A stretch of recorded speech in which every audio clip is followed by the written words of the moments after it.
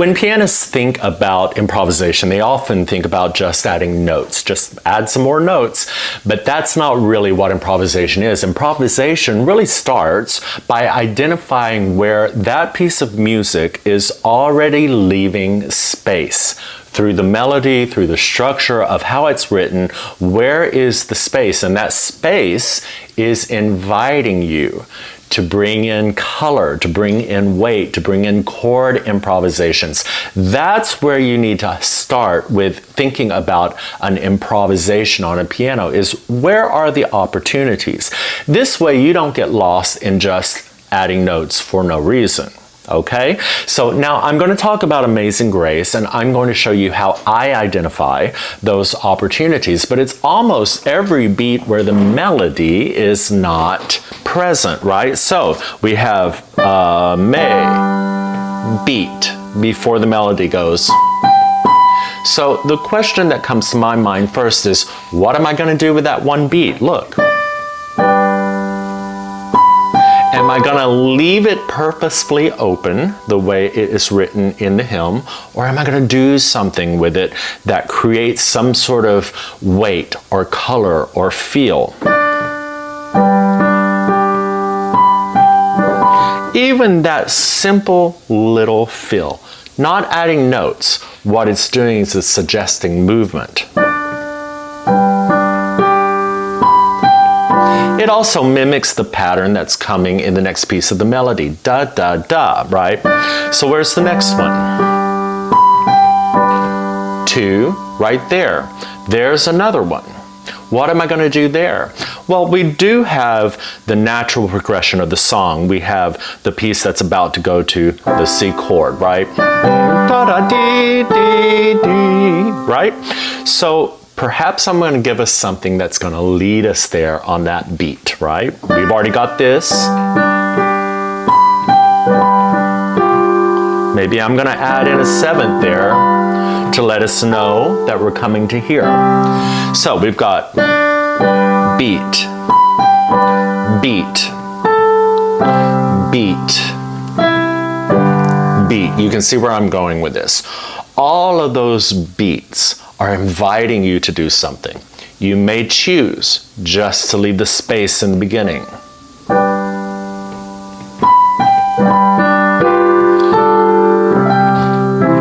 Right? Do something to move us to the next beat.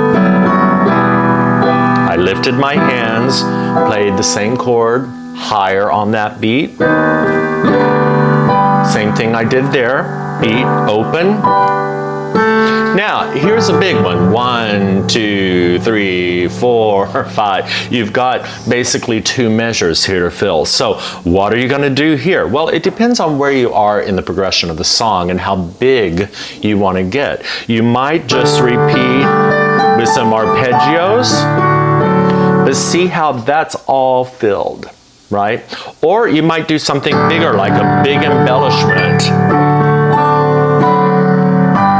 But all of that space there is inviting the opportunity to do something.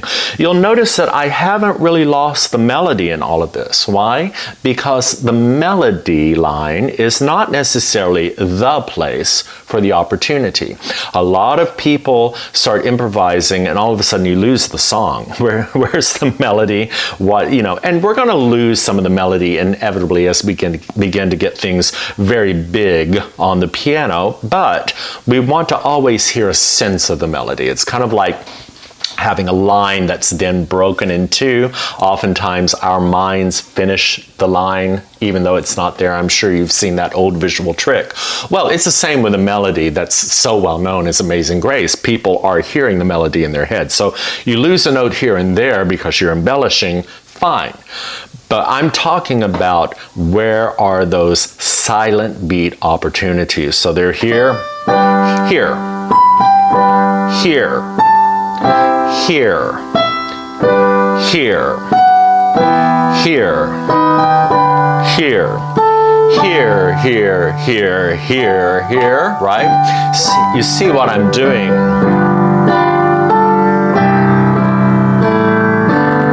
Right? Again, not losing any of the melody, but playing on those opportunities. That begins to give you a sense of color and weight. Once you've identified those opportunities, you need to immediately hear them as you're playing in real time and have developed the skills to be able to fill them and do something that logically fills the space and the tone that you're wanting to create at the moment. This is the basis for improvisation. Once you identify the opportunities that the music already has for you, you're halfway there.